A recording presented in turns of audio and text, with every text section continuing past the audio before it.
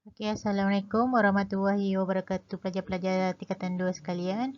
Okay, hari ini kita akan masuk kepada topik kita yang berikutnya iaitu reka bentuk elektrik. So, subtopik yang kita akan belajar pada hari ini ialah subtopik 2.3.1 iaitu elemen sistem elektrik dan 2.3.2 menunjukkan cara reka bentuk dita elektrik. Okey, pelajar-pelajar sekalian. So, ada 5 elemen dalam sistem elektrik. Okey, iaitu yang pertama adalah sumber. Sumber ialah dari mana datangnya tenaga elektrik. Kemudian medium. Kemudian beban. Okey, yang keempat adalah kawalan. Dan yang terakhir adalah jenis-jenis arus.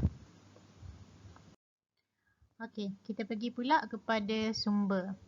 Okey, sumber ialah dari mana datangnya tenaga elektrik. Okey, kita pernah tak terfikir bagaimanakah tenaga elektrik di rumah kita tu dihasilkan dan dari mana datangnya sumbernya.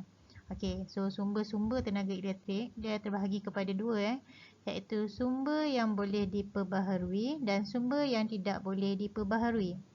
Okey, so bila kita pergi kepada sumber yang boleh diperbaharui bermaksud bekalannya adalah kekal selama-lamanya. So dia takkan tamat tempoh. Dia tak ada tamat tempoh Dan selalunya dia datang daripada sumber semula jadi. Contohnya adalah seperti angin, air, matahari, ombak. So ni sumber-sumber yang boleh diperbaharui. Dan yang kedua adalah sumber yang tidak boleh diperbaharui, iaitu sumber yang tidak boleh dikitar semula. So bila dia habis, so maksudnya dia tak boleh kita nak cari lagi dah. So dia lenyap. Contohnya adalah seperti petroleum, arang batu, sumber gas. Okey, boleh pelajar? Faham Okey, elemen kita yang kedua adalah medium. Okey, medium dia merupakan perantara di antara sumber dan juga beban. Sumber tadi tu kita dah belajar yang slide yang sebelum ni. So, sumber adalah dari mana datangnya tenaga elektrik kan? Dan beban. Beban ialah slide yang berikutnya. So, apa fungsi medium ni? Dia mengalihkan arus elektrik dan dia terbahagi kepada dua iaitu yang berwayar dan juga tanpa wayar. So yang tanpa wayar dia menggunakan wireless. Yang berwayar dia menggunakan wayar.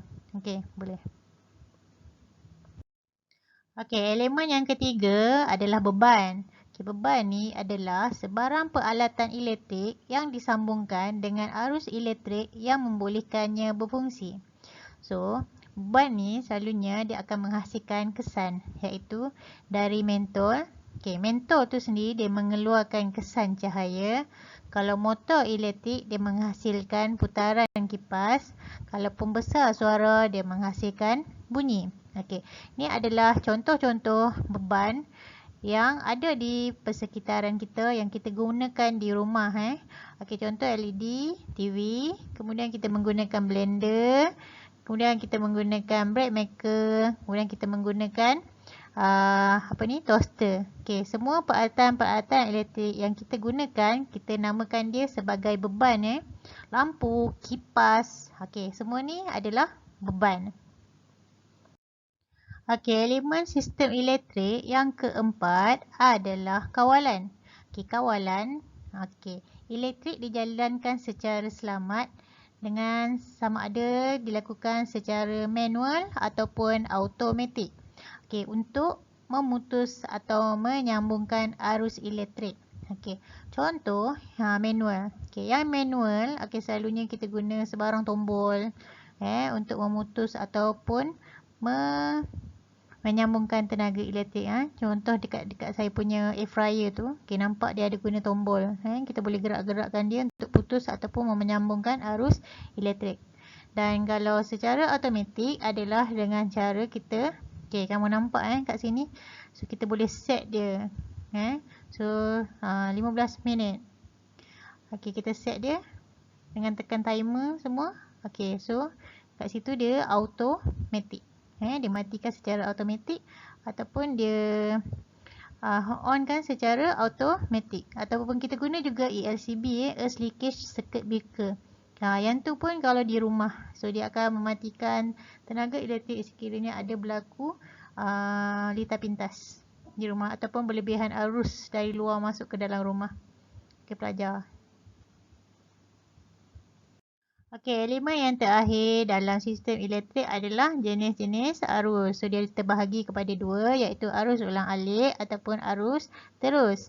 So, arus ulang-alik. So, arus ulang-alik, okey, selalunya kita guna short form, AU, arus ulang-alik. Okey, so dia sistem pengagihan tenaga elektrik di rumah dan menggunakan arus ulang-alik. So, dia nilai voltan dia adalah lebih tinggi, iaitu 240 volt. So, dia menggunakan transformer bagi menaikkan atau menurunkan voltan. Dan selalunya tenaga elektrik yang ni kita datangnya daripada mana? Daripada pencawang. Pencawang di rumah disalurkan ke dalam, pencawang daripada luar rumah disalurkan ke dalam rumah. Okey. Tengok kat situ nilai voltan dia adalah tinggi, so bahaya kat sini. So, sebarang peralatan elektrik yang menggunakan, yang kita kena plug in, so yang tu menggunakan arus ulang alik. So, kita pergi pula kepada arus terus. So, arus terus dia ada satu kekutuban sahaja. So, arus yang mengalir dia adalah sehala. Nilai voltan dia rendah dan selalunya sumber tenaga yang elektrik yang dihasilkan, yang mana datangnya ialah daripada bateri, sel solar dan juga dinamo. So, sebarang peralatan elektrik yang menggunakan arus terus ni, dia nilai voltan dia lebih rendah. Okay, nampak dia punya litar pun satu arah, dalam satu laluan arus saja, iaitu daripada bateri dia pergi ke mentol, daripada Swiss dia pergi ke bateri, kemudian ke mentol, kemudian dia pergi kepada Swiss balik. So, satu laluan arah arus sahaja dekat sini. Okey, kita masuk kepada subtopik yang berikutnya, iaitu 3.2 menunjukkan cara reka bentuk litar peralatan elektrik. So, dia ada 3, iaitu yang pertama keselamatan, kedua kedudukan peranti di dalam litar dan akhir sekali ialah sambungan litar. Okey, yang pertama adalah keselamatan. So, keselamatan ni penting sebab ciri-ciri keselamatan boleh melindungi pengguna dan alat elektrik daripada litar pintas. So, bahaya dekat situ. So, contoh, periuk nasi elektrik, litar terletak di bawah periuk nasi dan litar tersebut tersembunyi, tidak dapat dicapai dengan tangan dan tidak terdedah. So, ciri tersebut dapat melindungi pengguna dari terkena renjatan elektrik. Okey, kamu boleh tengok gambar rajah sebelah kanan cikgu ni. Okey, yang kedua adalah kedudukan peranti di dalam litar. Kedudukan peranti seperti sensor tekanan, sensor suhu, elemen pemanas diletakkan bersama dengan litar elektrik. Dan reka bentuk ini adalah bertujuan bagi menjimatkan ruang selain menekankan aspek keselamatan. Okey, boleh tengok pada gambar rajah di sebelah kanan slide kita ni. Okey, dan susunan litar lebih kemas dan menarik. Okey, kenapa dia nak bagi kemas dan menarik? Lebih kepada tujuan komersial. Okey, gambar rajah ni kamu kena tengok betul-betul. Okey, kadang-kadang dia masuk dalam exam. Kat mana kena dia masuk dalam exam? Dia lebih kepada melabel. Kat mana elemen pemanas, kat mana papan seleksi berata, sensor tekanan, sensor suhu dan juga struktur rangka. Okey, dan slide yang terakhir adalah sambungan litar. So, sambungan litar dia ada 3, iaitu litar tertutup, litar buka dan juga litar pintas. Okey, kamu kena pandai untuk mengenal pasti antara ketiga-tiga litar ini. Dia boleh masuk dekat bahagian A, dia boleh masuk bahagian B dan juga dia boleh masuk bahagian C kalau keluar soalan nanti. So, dia punya satu, kalau litar tertutup, kita tengok pada satu kitaran lengkap pergerakan arus, voltan dan kuasa. Okey, so daripada Swiss, dia berjalan pergi kat bateri, dia pergi ke mentol. Okey, nampak tak? So, arus dapat mengalir dekat situ. Okey, kalau litar terbuka pula, dia litar yang tidak mempunyai satu kitaran lengkap. Dan mentol tidak menyala. Sama ada Swiss dibuka ataupun wayar putus. Okey, kenapa kita nak tengok kat situ litar terbuka tu? Sebab kenapa? Okey, kamu tengok dekat dia punya Swiss. Okey, Swiss, dia jalan pergi ke bateri, dia pergi ke mentol. Mentol tak boleh nak nyala. Kenapa? Sebab Swiss tak ditekan. So, arus tidak arus tidak berjalan, tak mengalir dalam litar. So, tu dinamakan litar terbuka. So, litar pintas pula ialah apabila wayar positif yang bocor bersentuhan dengan wayar negatif. Positif negatif dia bersentuhan tanpa melalui mentol. Mentol tu kita namakan sebagai beban. Kemudian wayar positif dan negatif yang bersentuhan tu dia akan mengeluarkan percikan bunga api. Itu dia namanya sebagai litar pintas. Okey, boleh pelajar. Okey, sekian saja untuk kelas kita pada hari ini. Saya harap cikgu kamu faham. Kalau tak faham boleh tanya balik dekat cikgu.